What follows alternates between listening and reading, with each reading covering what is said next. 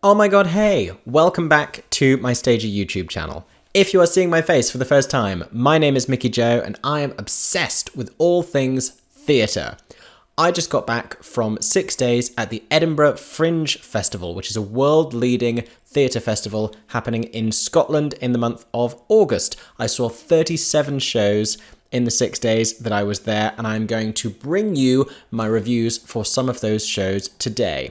Today, I want to talk to you about some of my favourite plays that I saw this year at the Edinburgh Fringe. Now, the Fringe is not particularly known for its straight theatre. You will encounter the occasional parody musical, but by and large, it is considered to be a comedy festival.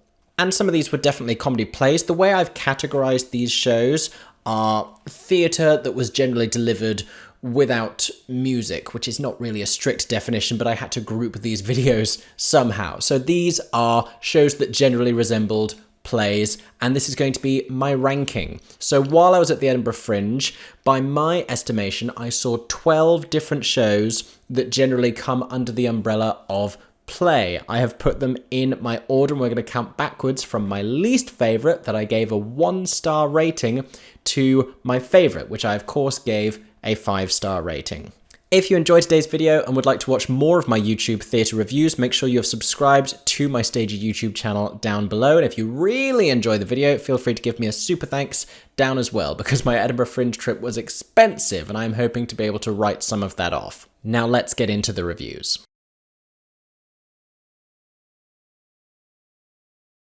So this first one, I think this is the only 1-star review that I gave during my entire time at the Edinburgh Fringe. And in recent memory, like, I don't often give out a 1-star review because I consider that to mean something is completely irredeemable and should not have ever been produced in the first place. This was a piece, I hesitate to call it a play. It was called Steve and Tobias versus Death. Now, in my defense, I booked this one because it was on at an underbelly venue at either 11 PM or 10 past 11, and there weren't very many other things in that time slot. And when I'm in Edinburgh, you know, it takes me a very long time to get there. The accommodation is very expensive. I like to see as much theatre as I can during the short duration of my stay. So if there's a time slot like 11 PM to midnight, that I can't fit any theatre in, and there's not many options for theatre, I'm probably going to go and see this play. Now, in hindsight, that was a mistake. Let me tell you a little bit about the horror show, the literal horror show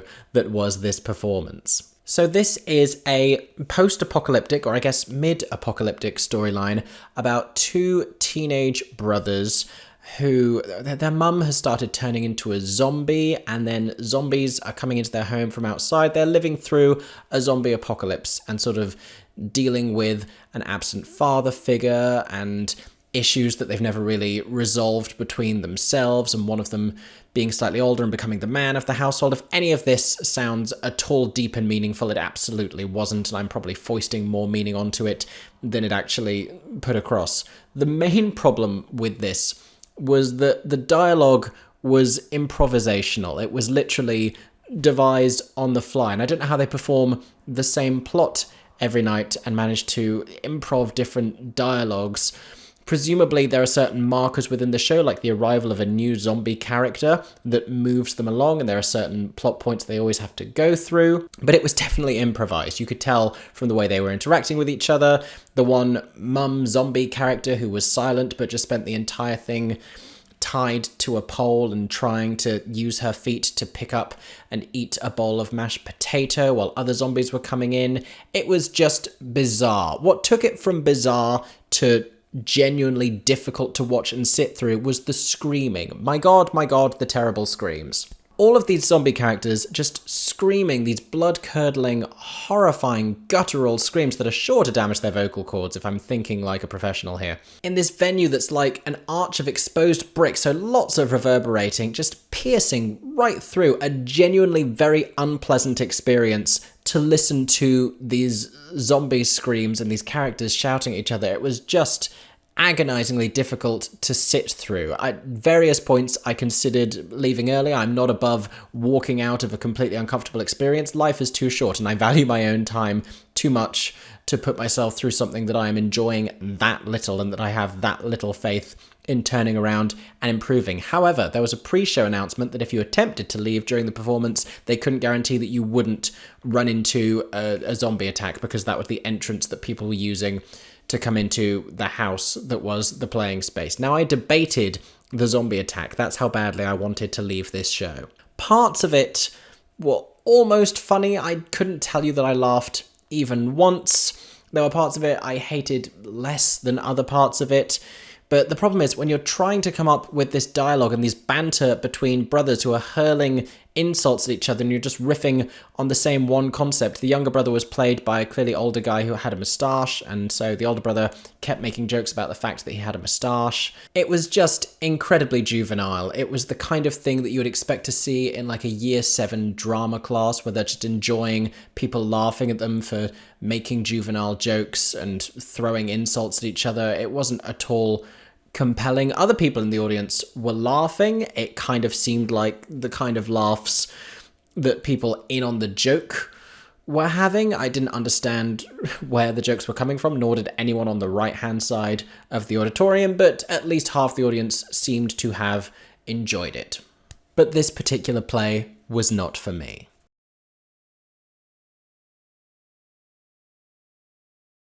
Next up, and I gave this a 2-star rating. This was The Glass Imaginary. Now, this is an improvised Tennessee Williams play. Now, you see a lot of improvisational theatre at the Edinburgh Fringe. The more well-known ones, you have Mischief Theatre, who are back doing Mischief Movie Night, where they improvise a made-up film based on audience suggestions. You have Showstoppers, who improvise an entire musical. You have Notflix, who improvise a musical based on a film. Various other improv troupes who are not quite as well-known, but are very well-respected and have great word of mouth. This was a subgenre of improv that I had never seen before, improvised Tennessee Williams. Now, if you don't know, Tennessee Williams is a very prolific American playwright, one of the great playwrights of our history, basically. He gave us such classics as A Streetcar Named Desire and Cat on a Hot Tin Roof. Think characters in the South of America, very sexually repressed, drinking a lot, with some queer undertones and usually a disparity of wealth and some sort of statement on the nation. This was another one where I had a specific time slot that I wanted to fill with something. It was in the middle of the day, but this title really grabbed me. I thought The Glass Imaginary, that's a play on The Glass Menagerie, another Tennessee Williams play. I thought, that's genius. I'm in love with that concept. I bet this is hilarious, because you could do some sort of Saturday Night Live-esque parody of Tennessee Williams with the accents and the ridiculousness and the haughtiness and the characters. I bet that would be great. How could that not be fun? And as we were approaching this venue, I just said, I'm sure it's a comedy. I'm sure they must be doing it for laughs. They must be playing this for laughs. And the second that it began, it just dawned on me. I had an instant realization that they were going to in no way attempt to make this funny, that they were just there to very earnestly improvise a Tennessee Williams play, which, good on you. If you want to take one of the great American playwrights and say, you know, these things that he presumably slaved over and perfected and wrote a handful of in his many decades of writing for the stage, we're going to do one just like that between us without talking about it. Like, that is so tall an order, it's ridiculous. If you'd played it for laughs, it's a great idea and it would live up to its incredible pun title. However, that is not what they did. And unfortunately, without being mean, it was difficult to enjoy for a number of reasons, because it was a cast of 4 people. For 2 of those people, the southern accent was not consistent. And you have to imagine this is the accent they use every day. I was not there in the first week of the Fringe. I was there in the 3rd week of the Fringe, so I would really hope that they'd had that down by now. They also weren't great at not speaking over each other and sort of taking cues from each other as to who was going to go next. There were moments of extended silences where no one really felt they could say anything, and then they would both try and speak at the same time. The trajectory of the play changed wildly. You had these long, drawn-out sections of narration where one character would come to the front and the lights would dim, and they'd give you this sort of slow southern monologue like, the thing about old houses is you never really know where you are. That kind of a thing. You get the vibe that they're going for here. And the tone is what they understood. It was very Tennessee Williams in tone. It was just that the plot was not nearly interesting or compelling enough. And it's hard to layer a plot and improvise that between yourselves. You don't see nuanced, detailed plots in improvisational shows. It's just not something that happens. So I feel like they were setting themselves up to fail here. But this I enjoyed more than Steve and Tobias versus Death, because at the very least, there were sections of it that you could laugh at. You probably weren't supposed to be laughing, but the fact that someone delivered the line, "Thank you for the soup," and then the tech person decided, unbeknownst to that actor, that that was where they were going to end the show and that was the final line of the entire thing, that's funny to me. The fact that you ended up with a strange one-sided lesbian dynamic that I'm not even sure both people on stage realised was a lesbian dynamic, that's also funny to me. The fact that one person called another character by the wrong name and so they had to create a ghost, that's hilarious. That's just objectively hilarious. The glass imaginary.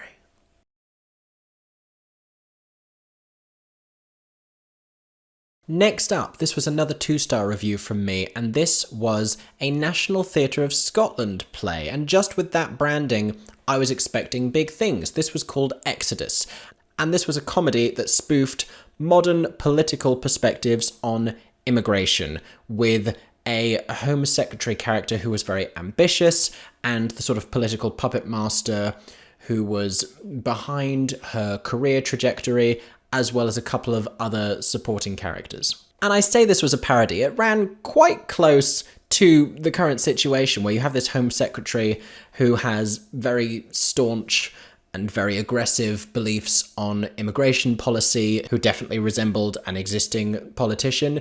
You have a male Prime Minister who is being referred to as being on his last legs and being on the way out of Downing Street, so she is making a play for Prime Ministership. The very successful and very well-known puppet master behind her has just had a one-night stand with an actress in Dover who she hires to play an unspecified role in this whole campaign PR stunt to help furnish the then Home Secretary as a prime ministerial candidate. There's an interview with our 4th member of the cast, who is a reporter, on a train on the way from Dover to London, except when they've been in Dover doing a photo shoot, they've found a baby that washes up on the coast. This is the other thing about this play, is it has a lot of parallels with the story of Moses, which never really super goes anywhere. The Home Secretary character is even named after the Pharaoh's daughter who found Moses in the Old Testament story, in Exodus. My biggest issue with this play was tone. It just didn't know what it was trying to give you, because it was absurd and ridiculous and nonsensical and had no position taking itself seriously. And had it taken itself less seriously, then perhaps I might have enjoyed it more, because you had these moments where you have this car crash interview that's happening on the train because the actress who has been hired to play the Home Secretary's very austere, perfect immigrant mother ends up going off script and giving a much looser, freer interpretation of her understanding of the character. It becomes very farcical in the middle. There's lots of doors, people going in and out of this carriage. There's a baby in a handbag, and they're trying to keep the baby quiet while the interview is happening. At one point, it just devolves into complete ridiculousness, and they all do a Zumba routine while Beyonce's Halo plays over the top. And that I didn't mind. I enjoyed that. That was fun. But some of the later comedic moments that happen are just uncomfortable, and it tries to take you to this serious conclusion. It tries to tack a genuine message about immigration onto the end of this ridiculous play, and it just hasn't grounded itself in any kind of seriousness throughout, so it has no business trying to take itself so seriously at the end. This isn't to say I didn't enjoy the performances, but the material that they were working with was so bizarre and so flawed and so tonally confused, it was difficult to enjoy. It didn't even understand how to be as funny as I think it wanted to be, because the final moments of this play have the Home Secretary character giving a speech, and you have fish being brought onto the side of the stage by a very visible assistant stage manager. That was a strange choice throughout, is that you had these people in black with headsets coming down onto the stage, holding something they were clearly about to offer someone or throw onto the stage, but you could absolutely see them because they had come out of the wings and down onto the sides. A very odd staging choice that may have just been because that was the only way they could do it at the Traverse Theatre, because the wing space didn't allow for it somehow. But for reasons I won't go into because the plot is bonkers, these fish get thrown onto the stage and land at her feet. Now, if you are directing a comedy play and you are throwing fish onto the stage and you do not understand that the funniest thing you can do here is throw a fish at the face of your slightly antagonistic character, I don't know how to help you. If you're going to throw a fish at someone to land at their feet, then you've just completely missed the fishy opportunity that has been presented to you. And then we got this kind of biblical tableau. I'd fully checked out emotionally at this point. I have no idea what's going on. I'm just thinking about the next play.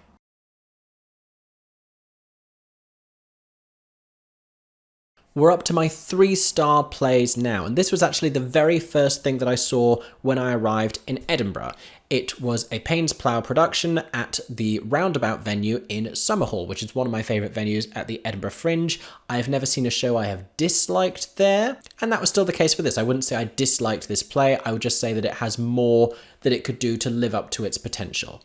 So this was called A Sudden Violent Burst of Rain, or is it A Very Sudden Violent Burst of Rain? There's a lot of adjectives in the title of this play. Let me check this. Yeah, just A Sudden Violent Burst of Rain, written by Sami Ibrahim. Now, without spoiling it completely, I want to explain to you a little bit about what this play was about, because the concept I found really interesting. Now, this was a kind of mythical tale, but it was an allegory for immigration. There were a lot of these narratives happening at the Edinburgh Fringe. You will see some very recurring themes here in the kind of stuff that was getting talked about. But it was this sort of fantastical perspective on immigration and on this girl who lived on an island who had never appealed to the king of that island for citizenship, who was going around to various farms and shearing the sheep so that the wool would float up to be clouds and rain down, and that the weather would be consistent and so the sheep don't fly into the air. Like I said, it's fantasized, it's slightly mythical, but very creative, and I love that level of creativity and artistry. That was really interesting to me. Generally, this play was at its best when it lived in that kind of realm, rather than when it suddenly tried to then shift to something a lot more serious. Like, we were still getting the gravity of these ideas. We understood what they represented without it having to suddenly shift back to this stark reality and take us away from that. There were a few moments where it did this. Sometimes it was more successful than others because we kept sort of alternating. She had a daughter halfway through and we kind of switched from her perspective to her daughter's perspective, and it stopped being about her as a placeholder for an entire concept of people, of immigrants, and it became more about her as an individual, but we didn't know enough about her as an individual to fixate on her. It became generational. The ending, again, was strange, and I'm not sure what message it actually was meaning to leave us with. And I think it was just trying to say too many different things about immigration and about this concept. Also, I much preferred the first half of this play to the second half, because in the first half it was very fantastical and you had floating sheep and they had some clever staging things. You were opening a chest and a balloon floated out, a white helium balloon, and that was meant to represent the flying sheep. Now, there was only the one, and there was a scene where they talked about multiple flying sheep, and I would have liked for there to be something more striking and visual in the staging to represent that, just to give you that sense of joy, because just from the way they described it, I really liked that. I really liked how the narrative was shared between 3 performers on stage who would take turns playing different characters and multi-rolling and telling the story. It was the kind of thing that was just storytelling because it was sort of biblical and sort of religious in its nature. But they moved very fast through the plot in the first half, and then when we got to the sort of more solemn plot that happened in the second half that was a little bit heavier, they really dug their feet into the mud of all that, and we stayed in that at a much slower pace. And that made it difficult to endure, because the first half, even though it had been similarly challenging for the protagonist, it had more of a levity to it. I'm not saying that the play should only have been about good things. I just think it was wearying the way that they chose to vary the pace and then suddenly have it slow right down in some of the hardest sections. There was also a little bit of a mismatch between the poetry with which the narration dialogue was written and the dialogue then happening between characters. That was a little bit more simplistic, and I would have liked for it to be in that same beautiful voice, because I think the way that the majority of the script was written was incredibly artful and quite ornate, really, and very lovely.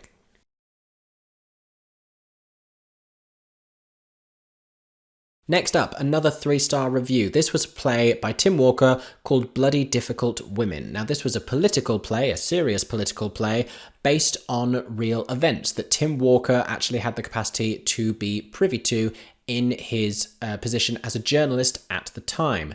This was about the landmark court case that Gina Miller brought against Theresa May's government.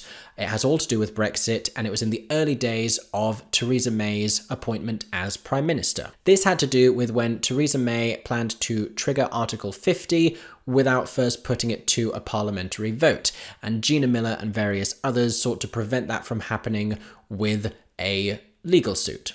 So in this play, you have Theresa May, you have Gina Miller, you have Gina Miller's husband, you have one of Theresa May's close political associates, you have Paul Dacre, who was the editor of The Mail at the time, who has a large presence through all of this and has a significant amount of influence over Theresa May's government and her then very flimsy position as the successor of David Cameron.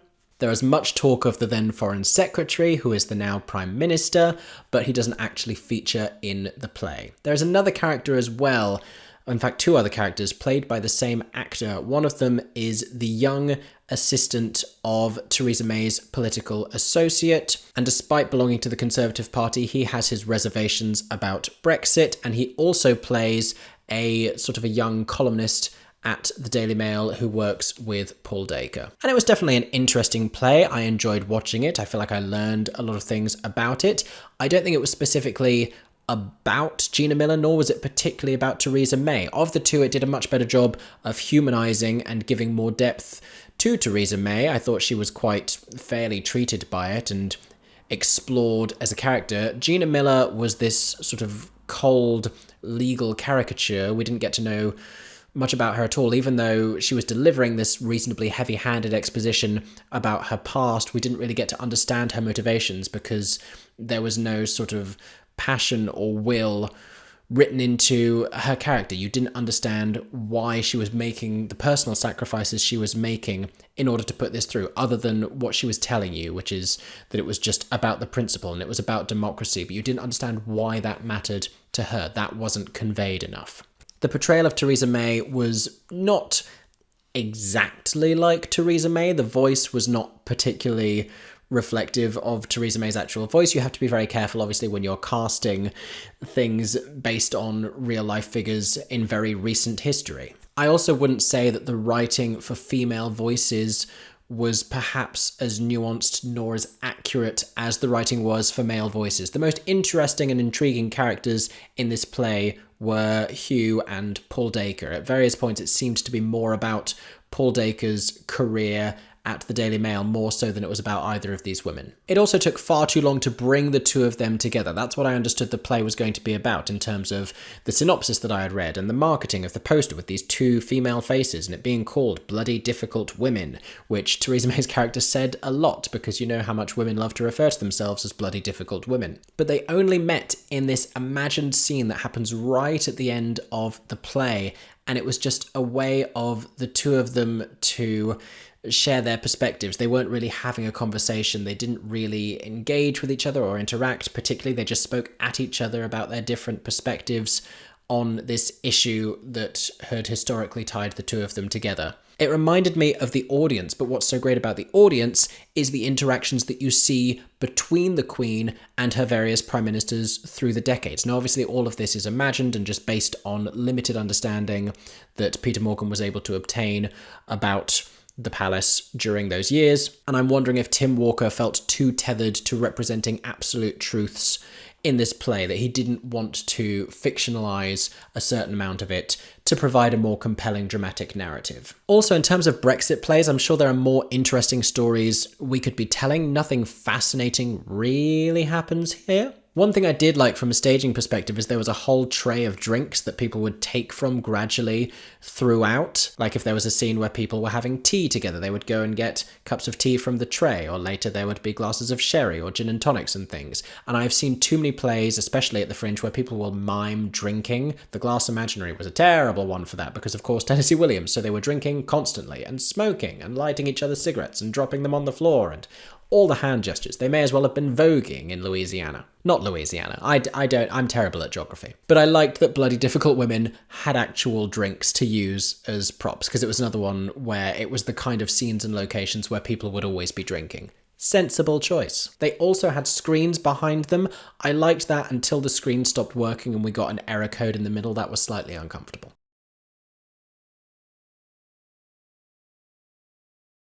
Next was a play called Lottie Platchett Took a Hatchet. Now this was a camp comedy play. This was a debauched queer take on the true crime Lizzie Borden case. That is also the inspiration for a musical called Lizzie. If you have seen that, that is a fairly niche little musical I've never actually seen, but it has been produced here in the UK at the Greenwich Theatre. This starred a cast of American actors, including Tom Lenk from Buffy the Vampire Slayer and Lauren Lopez, a former member of Star Kid, who you may have seen in a Harry Potter musical or in her viral videos going, I don't really want to do the work today. I don't really want to do the work today. That one. She starred as the titular character, Lottie Platchett. Now, the whole thing was about her trial, and she is being tried for the murder of her father and her stepmother. She has allegedly murdered them with an axe. We come to find out that she has, shall I say, an unhealthy, lustful fixation on her father. But it being a camp comedic take on this story, that is played up to the 110th degree. The whole thing reminded me of like a RuPaul's Drag Race acting challenge on its very best day, like the best of those you have ever seen, because the performances were all wholeheartedly committed, which is exactly what they had to be. They were these broad, hilarious caricatures. Lauren, I feel like, kind of almost got to have the least fun because she was just playing it quite sincere throughout, like, oh, Daddy, you do love me, don't you, really? It was kind of like if Dorothy Gale just really wanted to get ploughed. Tom Lenk had this great scene-stealing part as her younger brother Pansy, who was just flagrantly homosexual and just big bottom energy. But it was just his head with this sort of short bobbed medieval blonde wig and a little puppet body that he was operating. It was very Stewie Griffin. It was just bizarre and filthy and hilarious. There were as many people laughing hysterically as there were people questioning whether they ought to be laughing hysterically. I mean, a lot of it was quite close to the wire, but my favourite thing about this was just the barbs and the one-liners and the insults that were delivered. It was written by a writer called Justin Elizabeth Sayre, who also played the stepmother, who was described as just an ugly prostitute sort of a woman, basically. But it reminded me of a less polite Golden Girls in the way that these characters would just hurl these insults at each other. And there were some really very funny moments. I will say I was disappointed in the set. I thought their costumes were fine. You know, the wigs were cheap, but they got the job done. It doesn't need to look incredibly detailed and expensive. This is camp cheap queer theatre that we're doing here, but just to have black drapes around the outside and the camping tables, this is what I really resented, because the chairs were fine and the little privacy partition thing that they had, that was fine, but they had camping tables, like obvious plastic camping tables. All you need to do is put a tablecloth over the top of that, staple it to the top, glue it to the top, I don't know, do what you have to do, because they never got upturned or anything, they just got moved around. They could always have tablecloths on them. It upset me that I was seeing camping tables. I don't want to see camping tables in my period piece at the Edinburgh Fringe. No thank you.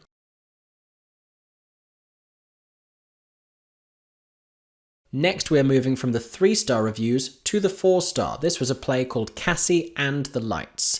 This had a 3-person cast as well as a musician, just providing atmospheric music throughout, which is a really useful thing to have in a play. It really helps to create atmosphere and to suggest scenes and tones, because there was a very interesting thing with this play and with a lot of other plays about suggesting to an audience when you are supposed to be finding something light or intense or any kind of a particular sensation. Having music really helps to do that. It helps an audience feel more comfortable being instructed and being shown and being led in a certain emotional direction.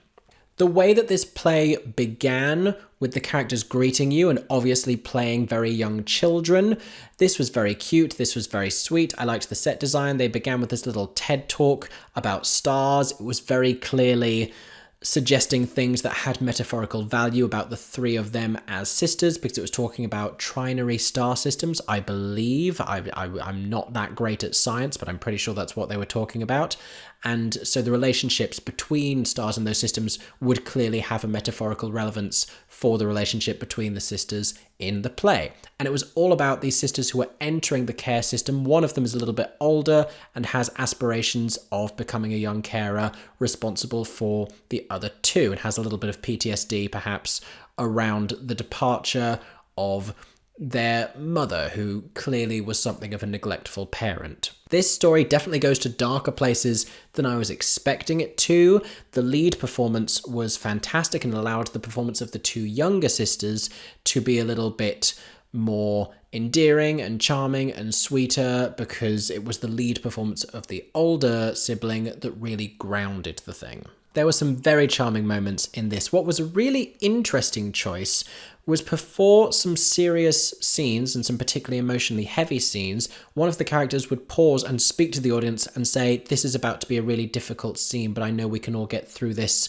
together. So deliberately piercing the level of immersion that had been created up to that point. You try and immerse an audience in a story so they feel emotionally involved, to tell them immediately beforehand, A, this is what's about to happen, and B, I'm coming out of the story to give you this message. That seemed like an odd choice for me. I don't know if I ended up being at an access performance and I wasn't aware of it, or if this is something that they just signpost as a sort of a trigger warning. It wasn't necessarily traumatic, so I'm led to believe that this is just something that was done at every single performance. And I didn't dislike it necessarily, it was just an interesting choice. Because even though it had prefaced with this sort of a trigger warning, with this disclaimer that something difficult was about to happen, it just readied you for it.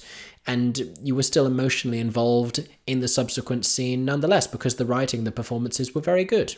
What I will say, there were various sections of this play where dialogue from other offstage unseen characters was read out and appeared as pre-recorded messages coming over the sound system. And at one point, the musician came onto stage to do a little bit of dialogue with the main character. I wonder if it wouldn't have been more effective for the musician to simply, at a microphone, deliver all of those other sections of dialogue. Or, if we're going to have adults be represented by this ethereal voice, make that consistent and don't have the musician then come on stage to be an adult in a later scene if we're not going to have consistency. Also, I much preferred the penultimate scene. It left with a much more positive and hopeful message than the very last bit that got tacked on. It's like we went back in time, almost, but then moved forwards in time. I wish it had ended with this scene that they had where they were going off to the dance. I think that could have been a much more uplifting message that still left us with the same ideas, but in a more positive way.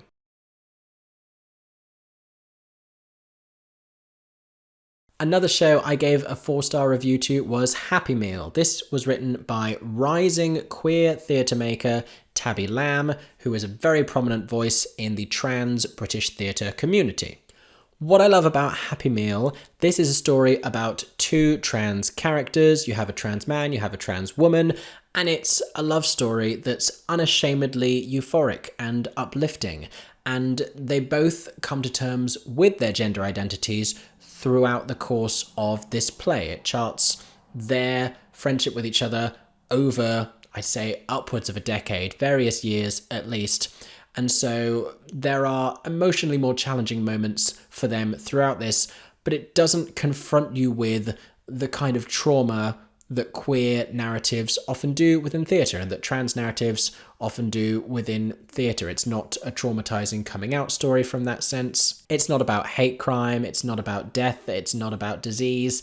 It is a love story that may not even get to be romantic. It's suggested that it might be romantic, but it's more about just this bond and this kinship and this sense of community, but it's community in the microcosm of these two characters. And it's really beautifully played, and a lot of that has to do with the performances. Ali Daniel plays a character called Bet. Sam Krirar plays a character called Alex. They each have their own little huts shaped like Happy Meal containers from McDonald's. Stuff is projected onto that. There is a lovely projection design, although you have to be careful when you are projecting at exactly the same time as the words are being spoken, the words of the script. Because if someone goes ever so slightly off script or rephrases something a little bit and it's different, then everyone is going to be aware of it. Equally, if the words are coming up and there's a weird delay, or if the words are coming up before they've been spoken by the character, that happened on one occasion and I'm thinking, I know what you're about to say because I can read it. It's happening right now above your head. What I did enjoy about this was the level of authenticity. You have trans performers playing trans roles as written by a trans writer. I think this was a beautifully authentic piece of queer theatre and really important. What I want for this play is for it to go to a venue where it is going to reach the queer audience that it needs, a young, diverse, working class, queer audience. Because the audience that I was with in the Traverse was kind of the opposite of almost all of those adjectives. The other thing I really liked about the writing from Tabby Lamb with this is that it took place over various internet worlds. You have two characters who meet on Club Penguin. As you go in, they're both dressed like penguins, and Ali Daniel is waving to you as this joyous penguin, which I just loved so much. That was such a genius and light-hearted and whimsical and wonderful way to start the play. We go through MySpace and MSN Messenger and Blackberries and Neopets, for crying out loud. I had an extensive conversation about Neopets after this play finished. That's what Tabby Lamb is doing. The good work. But so often where you hear internet speak used and where you hear this sort of modern digital language used in plays, it's not done so authentically. But everything about the way that they were using MSN and the way that they were speaking in text type was done authentically and believably and was just completely realistic. And I very much appreciated that as someone of the generation that I am of.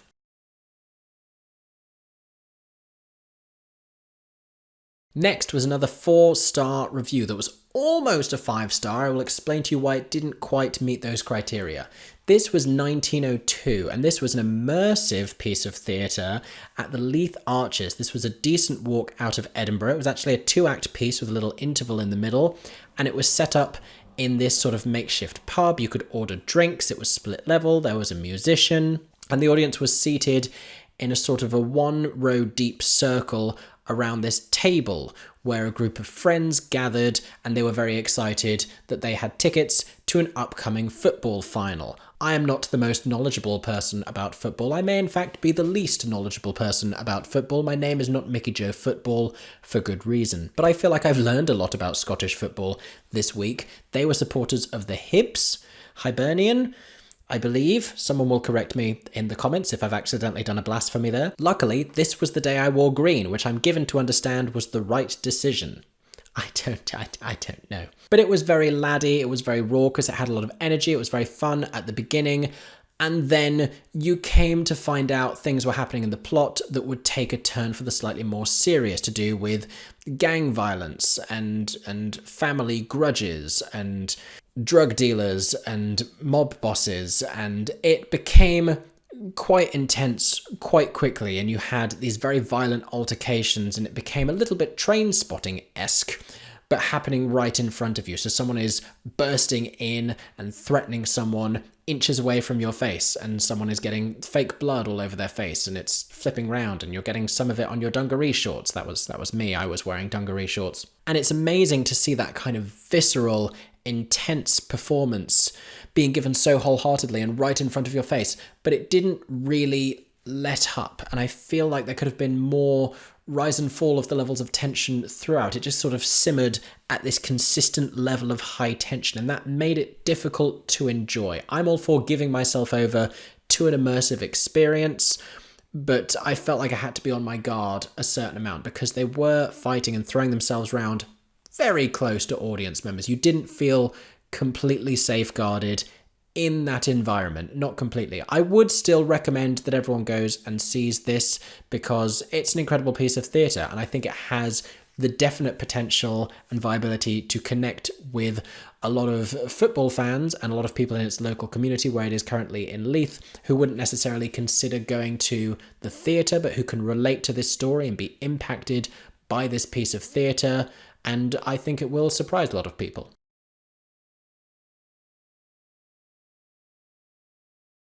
Next up, we have finally reached 5-star territory. So this is the first of my 5-star reviews, and this was called The Last Return.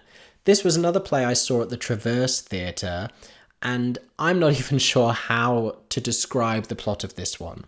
It started very simply, where you have a woman arriving at a theatre who desperately wants to see the performance happening that night. It was the final performance of, I believe the play was called Return to Hindenburg by Oppenheimer. The whole thing is fictitious, but she is desperately eager to see this performance. However, it is sold out, but she is told by the ticket lady that she can join a queue for returns. Now, there's already a man in the first position of the queue sat down, and next to him another stool with a bag on it, denoting another person who has left their bag there to mark their position in the queue but has left the designated queuing area. Even though, as she comes to put it, surely queuing means forfeiting one's right to multi-locate.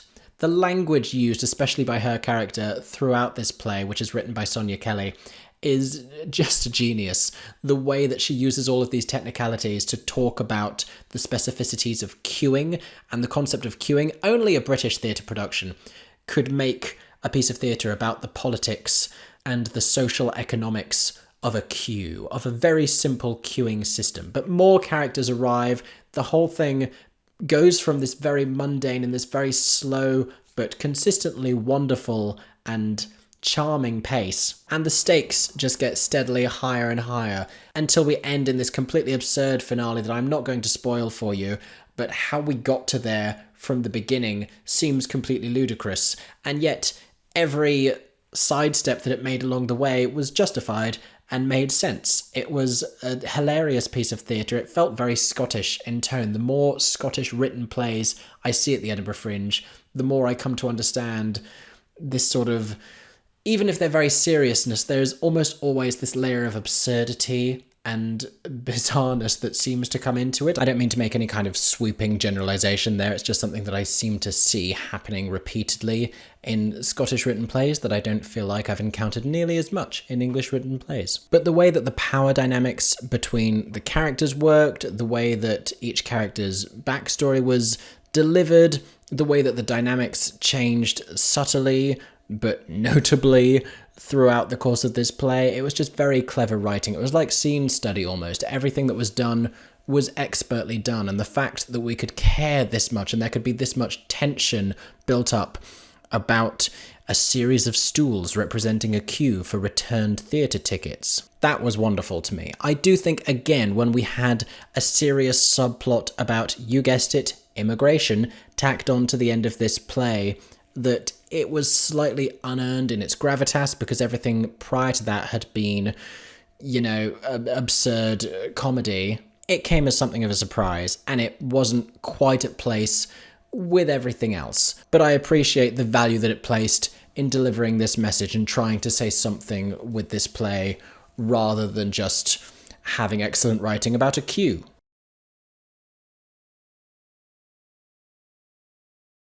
Now, my second favourite play of the Edinburgh Fringe. To call this a play is not quite true. It has dramatic moments and it has storyline and it has a sort of a narrative, but it's more a piece of devised theatre.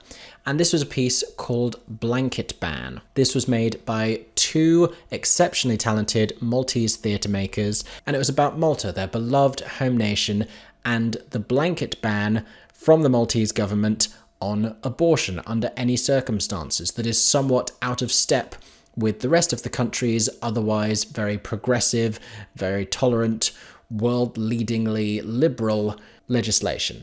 And the emotional impact of this piece of theatre was enormous, and the ferocity with which they delivered this message. This was both a piece of entertainment and primarily education, but also a rallying cry and a call to action over this perhaps underrepresented piece of global inequality. And the way that they theatricalized this message with this very upbeat and welcoming and endearing and funny introduction, and then they had these interview clips of interviews that had generally taken place over lockdown, over Zoom. Now, I don't know if these were always used as effectively as they might have been, but I don't have access to all of the stuff they had to work with. Some of them seemed clipped very, very short, and it seemed like they didn't necessarily capitalize on points that had been made in the scene that they followed. They would do a little bit of a scene and deliver some sort of a message about a perspective on the Maltese abortion ban, and then you would have a little clip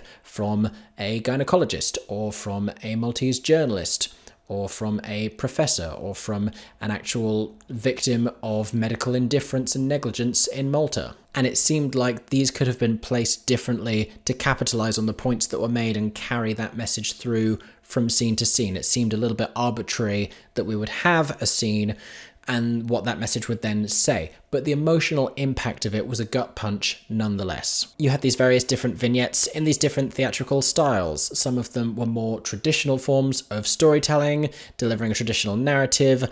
Others were more sort of avant-garde and demonstrative. I'm not sure what my hands are doing here to show you what avant-garde means. But the whole thing was just incredibly passionate, fiery and guttural and vital, and just absolutely what theatre can and should be. The potency of this piece was like nothing else I saw the entire time.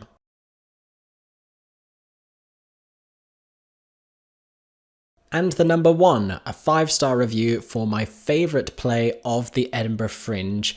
This was a play called Hungary. This was written by Chris Bush, who is a writer whose name is appearing more and more these days, very much a rising voice in British playwriting. This play had a preview run at the Soho Theatre before it went to the Roundabout at Summerhall venue in the Fringe, and I'd already heard great things about it. I was very excited to see it, and it absolutely lived up to the word of mouth. This was an incredible piece of theatre.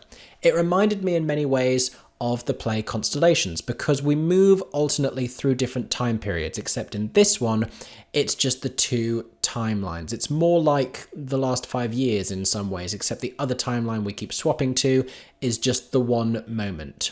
And it's stages of a relationship that we are seeing. We see a first meeting, then we flash to a much later point, and then we see a subsequent point to the first meeting. We flash again to that other major point. Subsequent. Flashback to the next part of that conversation, and it's giving you context and it's helping you to understand how they got to this point here and some of the things that they're saying and some of the meaning behind the conversation they are now having.